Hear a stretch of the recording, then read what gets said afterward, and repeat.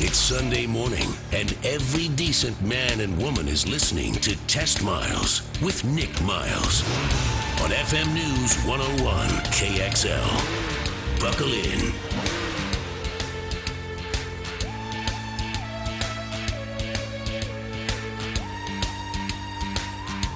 Sunday morning at 10:06 a.m. on FM News 101 KXL. Good morning. Hi. Good morning. I'm Nick Miles. You're listening to Portland's automotive radio show, TestMiles. Our locally created and nationally celebrated, our team of misfits, rapscallions, and ne'er-do-wells have been assembled to bring you the world's most up-to-date automotive news, reviews, and comment. Let's introduce the team. Father of the show is here, Brad Boyer. Good morning. Good morning. Good week. Fantastic. I did a Vancouver day yesterday. I went cruising the gut car show in our painted limo from Lucky Limousine, and then I went to the largest Clark County garage sale and bought a bunch of little Corvette Matchbox cars. Gave one to Sean, too. And Perfect so Vancouver day. in the limo. In the limo. I think, Sean, you went cruising the gut, too, didn't you? Yeah, I did. I took the vet out. It was a fun day there. We stayed all day almost, and I'm beat from it now. Sean is our TV producer. He's here for the show. Also, my pal, professional passenger, and the show's producer, Andrew Awesome. Good morning. Hello, Nick. How are you? Fantastic. I did my Pilates this morning and my yoga, and neither of those I did. Which is hilarious because I know you've pulled you back, and it took you 25 minutes to get into the car this morning. It seriously did. I'm sorry for making you late. I felt like I was 87 this morning. Yeah, but you're not. No, I'm not. You're only 77. Yep. Ole's here, and he is basically our used car salesman on the show. Good morning. Good morning. You sell some cars this week? A couple. One or two? Yeah, mostly this week I started a new diet to lower my cholesterol. After some blood work, came back. My wife is strict on me, so no more greasy food. It's pretty much salads and stuff for me this week. So it's been a Welcome to the transition. rest of our lives. Can you think put greasy food on the salad? No, I wish. She's like a hawk. She won't let me eat anything. I feel you on that. Why couldn't I just put like a quick cheeseburger on a salad? Burger salad. That sounds good. Or you could put lettuce inside the cheese. All right, here we go. This is a car show. This morning, automotive breaking news. The Northwest Automotive Green Car of the Year is announced exclusively here on Test Miles. And it has been chosen the 2015 Golf TDI clean-burning diesel. Whoa. Yeah, the automotive journalists from around the world, and mostly in the Northwest, named the car as the Green Car of the Year for the Northwest during evaluating vehicles at OMS's Drive Revolution, which took place this week. Now, the Fiat 500e, that won the best electric car in the category. The Lexus CT200H took the award for the top hybrid, and the best green luxury car was won by the Mercedes-Benz E250 BlueTech, which is powered by diesel. So 17 cars were evaluated by the team, and those are the winners. Brad, you were there? I was. Now, none of these were my particular choices. I was a big fan of the e-Golf, although I'm a huge, huge supporter and fan of the TDI. Anything Volkswagen does with that engine is fantastic. So what would you have chosen for the diesel vehicle of the year? Oh, for the diesel, I guess I would have gone with the TDI, but my overall winner was the e-Golf. Right. I love that. And then for your electric, would it have been the e-Golf as well? It would have been the e-Golf, although the Fiat 500 was a close second, but I liked the Golf because it was more of a car. It's a real car. It's right, not. so the e-Golf looks like a Golf. Is a Golf. Yeah, it drives like a Golf. The only big difference is it doesn't have any engine sound, and it's powered by electricity. But that's one of the reasons I like about it. But I have to tell you that Fiat 500e, or the Fiat 500 Electric, which just went on sale in Oregon a couple of weeks ago, is my favorite electric car. It's just so good looking. It's very cute. It's so fun to drive. It's good looking. It doesn't make, guys can drive it.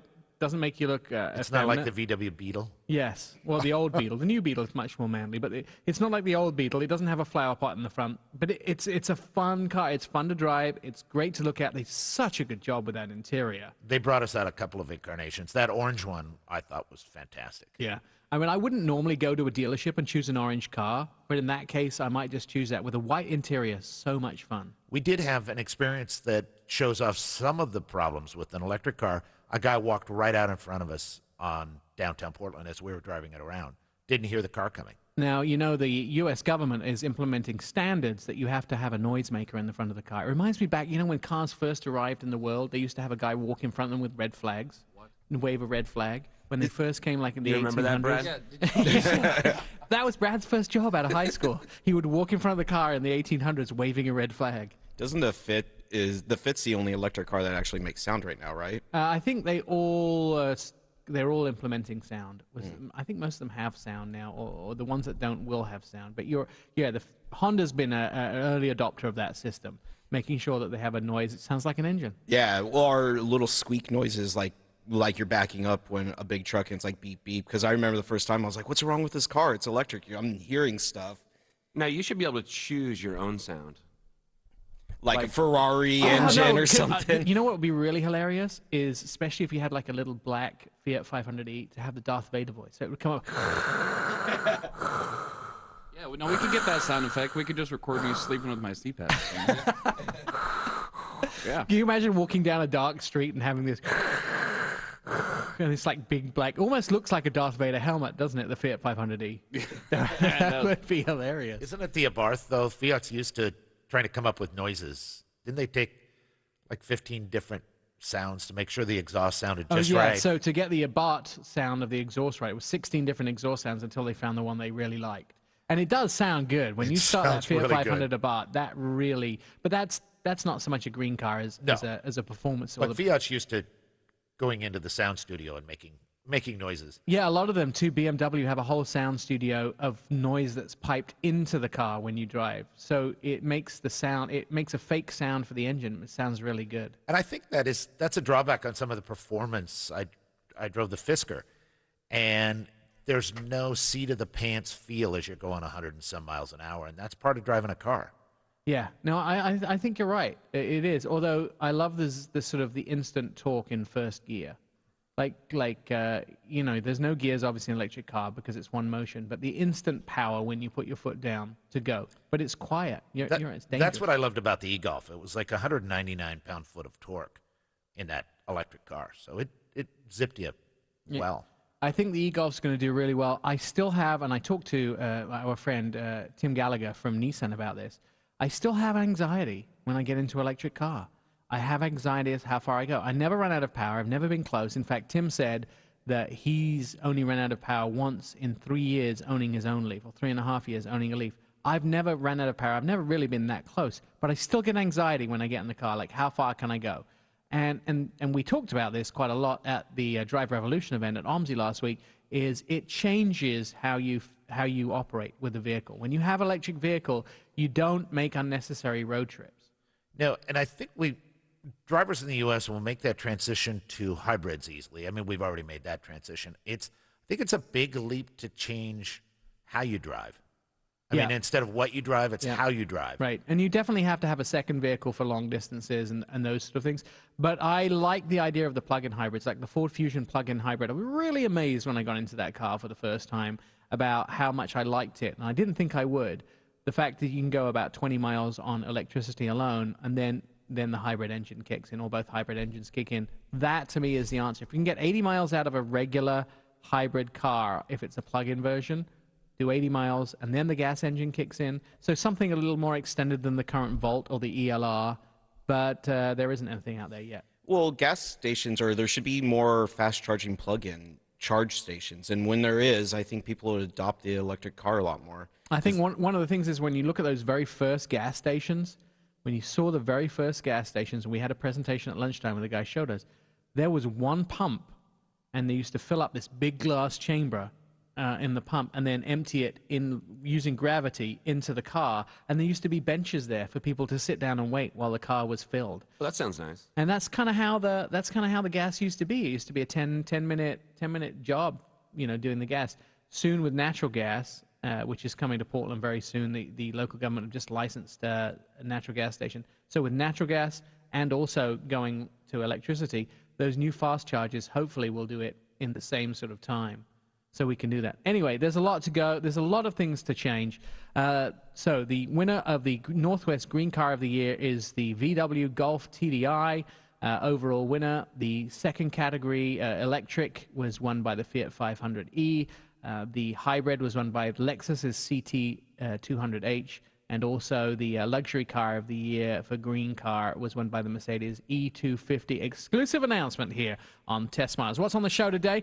We are going to be talking to Tim Kuniskis, who is the CEO and president of Dodge Motor Cars. He's going to be on the show telling us about their new 707 horsepower Hellcat and the new Dodge Challenger. That's coming up next. We'll also be talking to Peter Clover, hopefully, from Mobile West about our cars that he's working on, or our Project Discovery. We still have the news quiz to come, and we'll be talking about what we've been driving this week.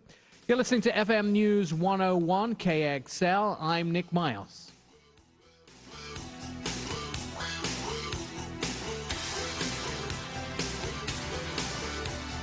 It's Test Miles on FM News 101.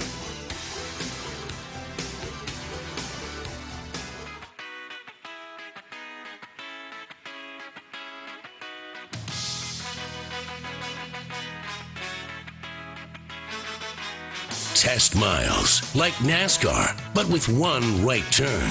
TestMiles.com. Welcome back to Test Miles on the FM News 101. I'm Nick Miles, and if you like Test Miles, we have a high-tech, comprehensive website where you can get news and car reviews. If you go to TestMiles.com, there you can read about the new Tesla S3X. The $35,000 all-electric car company is bringing a new car that they want to sell you to market. If you want to read all about that, you can go there. Now, if I was to say to you Dodge Challenger, I'm sure your mind would show you pictures of one of the world's most famous pony cars. The name was first used in 1958 when the Dodge Silver Challenger was produced. But the Dodge Challenger pony car didn't arrive until 1969. 1978, the second generation was introduced, and then in 2008, the third generation that we all are so familiar with came along. Until now, that is.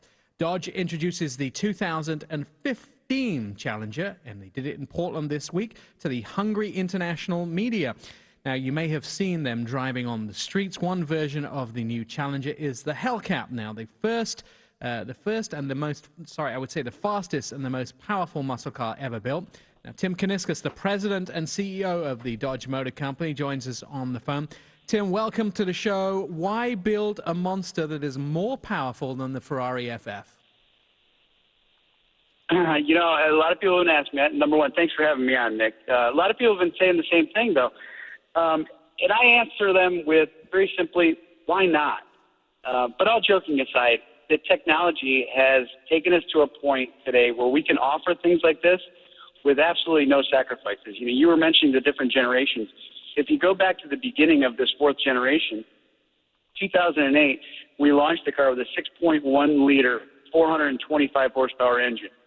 And it was no accident. In our world, kind of the holy grail of the pony car was the 1970 Challenger with the 426 Hemi and produced 425 horsepower. So when we brought the car back, we could have made it 430, 420, whatever. It was no accident. It was exactly 425.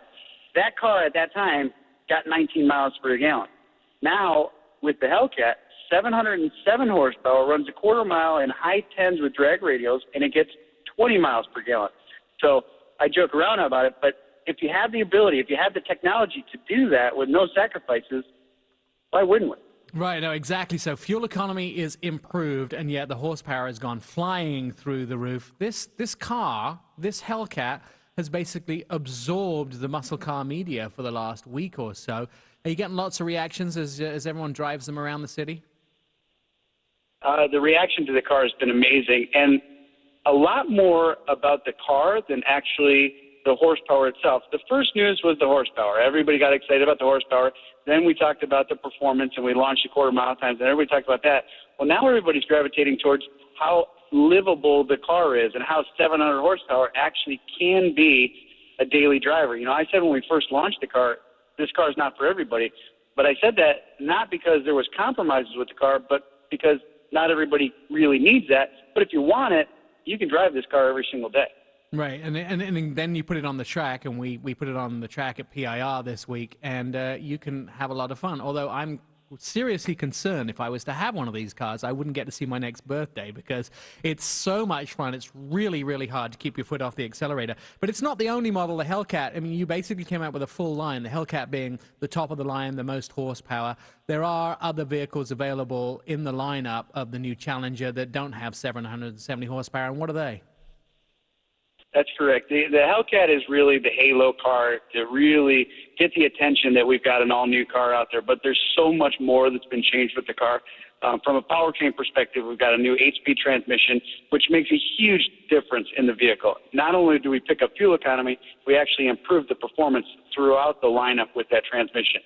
Then if you look at the lineup itself, Hellcat's amazing, but I call the entry-level car, I call it the gateway to muscle cars. The SXT, 305 horsepower, 8-speed transmission, runs 0 to 60 in 6 seconds flat, and you can buy the car for $26,900. It's absolutely an amazing value in a package that, again, is livable. You have a real back seat, and you have a usable trunk. So if you're in the market thinking about something in the 30 mile per gallon range and you need a real back seat, why not look at something as fun and exciting as a Challenger? And then the lineup just keeps growing from there. You know, we've got the RT that we've had in the past, with a 375 horsepower Hemi, our first Hemi in the lineup.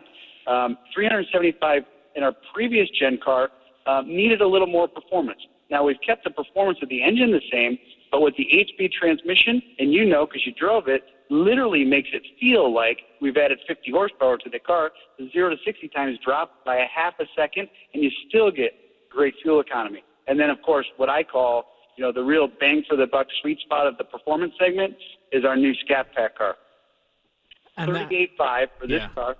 I'm sorry. I was going to say that's the car. That's the car I want. Is the Scat Pack version of the vehicle. So tell us about it again. The Scat Pack, again, it's a bang for the buck sweet spot. 38.5 for this car. Previous generations of the car, we did very well with our V6. We did very well with our 5.7 Hemi, and we did well with our SRT. But there was a space in there, $37,000 to $39,000, where we weren't that competitive. We didn't do that well. This car fills that void incredibly well. 38.5 MSRP, 485 horsepower, 475 pound-feet of torque, runs a quarter mile in 12.4, and that's our time, so I'm sure guys like you will get that even better. 0 to 60, 4.1 seconds, so I'm sure the magazines will get it into the 3, and 25 miles per gallon. I mean, it is an absolutely unbelievable package at that price point. Tim, it is a beautiful car, and you refine the interior, the price extremely competitive.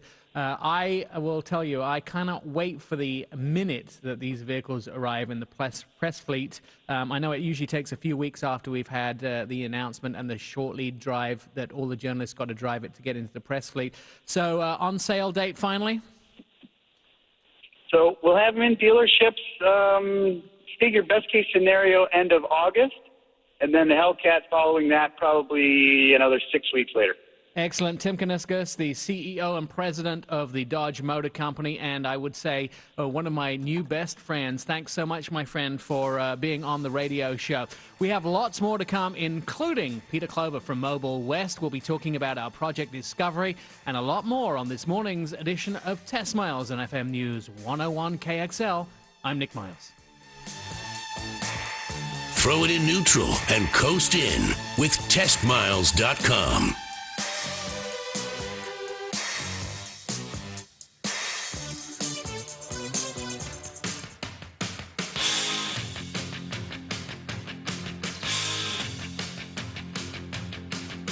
Favorite us, tweet us, friend us, love us, all at TestMiles.com. Sunday morning on FM News 101 KXL, 10:35 a.m., and I am Nick Miles. This is your automotive radio show. In fact, Portland's only automotive radio show, and you can get more information at testmiles.com. You can see exclusive video of the burnout that we did in that 2015 Dodge Challenger Hellcat. Nobody else has this footage, by the way. In 2015, the Test Miles team also are producing, or want to produce, a SEMA car. So to get ready for that, we are doing a little project this year. But what is a SEMA car, you ask? Well, this is a very special vehicle that are produced for the SEMA show in Las Vegas. They're not sold, but they are representations of what can be done with aftermarket parts and accessories. So we started our project to get ready to do a SEMA car, and this year we're going to do a 2002 Land Rover Discovery. We're totally revamping the vehicle. The first stop was the mechanicals. We had that brought up to scratch with the guys at Certified Auto Repair in Salem. Next is the interior and the sound system. And to do that, our friend Peter Clover at Mobile West has stepped in to give the Discovery a revamp. We wanted to make the vehicle into the best form of luxury transportation possible for dogs. And Peter joins us in the studio. Welcome, Peter. Let's start with the inside. How are we doing? Oh, we're coming along great. So far, we've got the vehicle stripped, all the interiors out of the vehicle, so that we can take the headliner out, customize that, redo it, bring it up to 2014, 2015, make it gorgeous.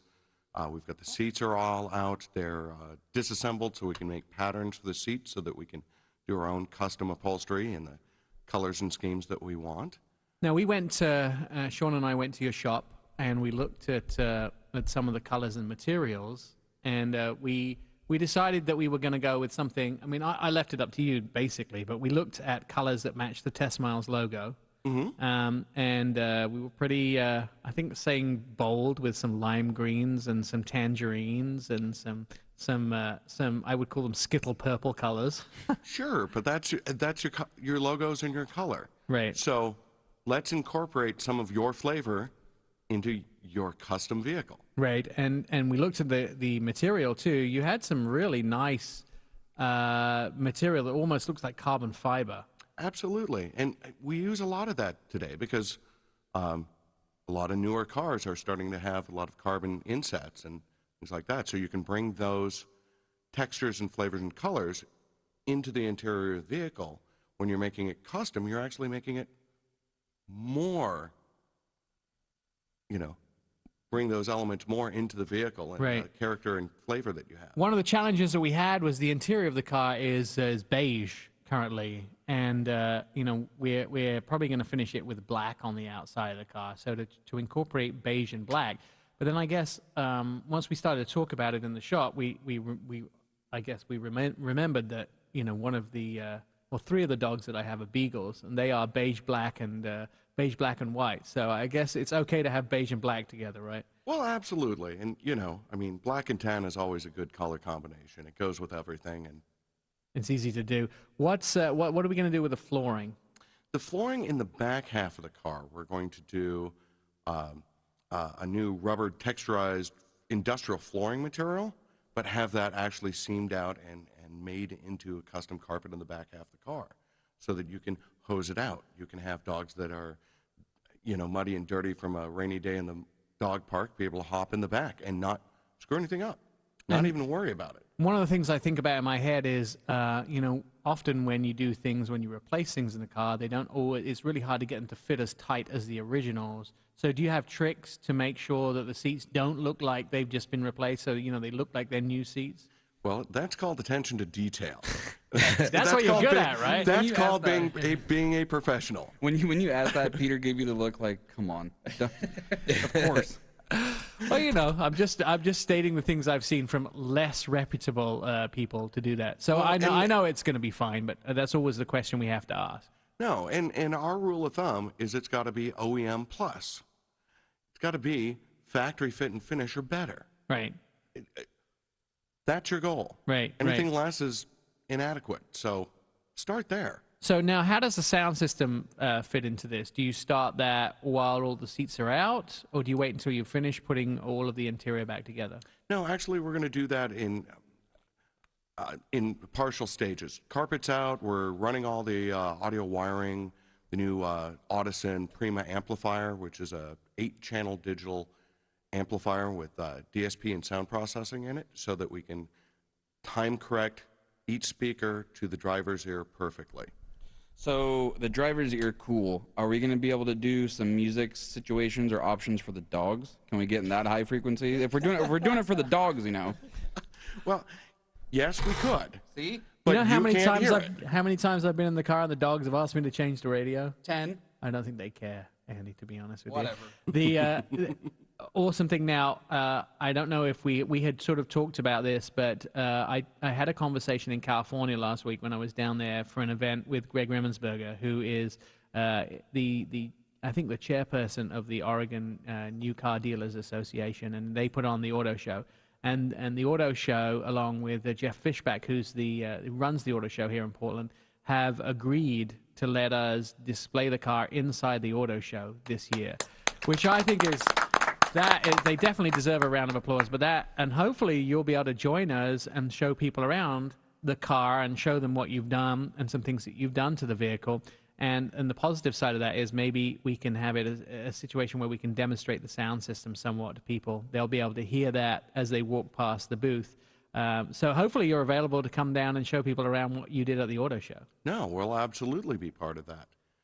And that's an important thing for people looking at new vehicles. Like, new vehicles aren't always equipped the way you want them to be. Right. So you can bring that knowledge and flavor of the customization, of being able to personalize. You don't have to buy the car with the latest tech in it. The aftermarket tech is much nicer than the factory stuff. So not only are you putting cars together for people who have already owned their car for a while, but people are bringing cars straight to you from dealers that want things changed? Oh, absolutely. I probably 2 brand new Subarus a week show up to my shop with less than 500 miles to sound deaden the entire vehicle.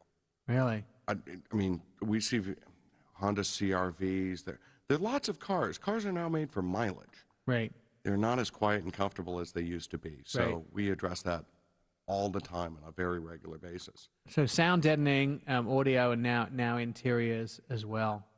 Soon you guys are going to have a full. Why don't you just build cars? Well, that's coming. Yeah, you're pretty close to that already, though, aren't you? I mean, I know you've taken a few cars and really remodeled them and done stuff to them. So. Oh, absolutely. And fundamentally, I am a hot rodder. I have been since I was 16 years old. I've built vehicles ground up by myself. So that, building custom vehicles, you start in the avenue that, you start, the audio. That's the part that I love most, but you incorporate these other elements into, and yes, Mobile West will become Mobile West Car Audio and Restyle pretty soon, and who knows what that is 10 years from now. We may be building custom cars specifically. If you're not growing, I always say that you're dying, and you definitely are growing, and your business is out of control. And hopefully you're going to stick around with the next segment with us when we talk about what we've been driving. Tell me and tell our audience where they can get more information and take their car so you can have a look at it and see what wonderful things you can do for them. So how do they get in touch with Mobile West? Well, you can always go to our website, mobilewestpdx.com, and it gives just a general overview about what things are and what things do. It doesn't sell a thing. It just tells you what's possible. Come on by our shop at 140 Northeast Broadway, kitty corner from the Kia dealership, and come in with an open mind. Tell me what you would like to have happen, and we'll do that.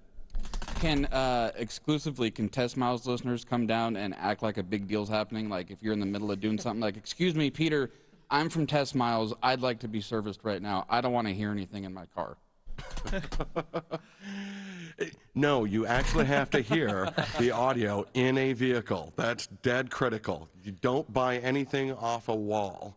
You have to experience it. Yeah, and that's what we always tell people is go down to Mobile West and experience some of the audio that you have down there because it will change your life. It's not, it's really hard to explain. In fact, I want to explain it. Go do it. That's an instruction. Yeah. Go do it. Go listen to the audio. All right, we've got more coming up on the show. We'll talk about what we've been driving this week. We'll also have Peter hanging around for the next segment.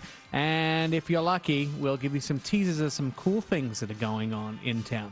You're listening to Test Miles on FM News 101 KXL. It's a Sunday morning. I'm Nick Miles.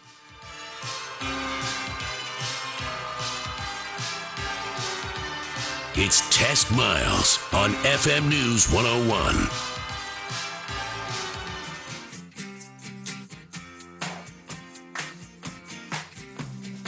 Test Miles, like NASCAR, but with one right turn.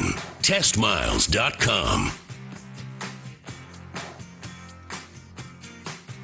It's Test Miles, Portland's automotive radio show with the latest information for whatever you might be driving. And if you have even just ridden in a car, we have stuff for you, even if you don't have a driver's license.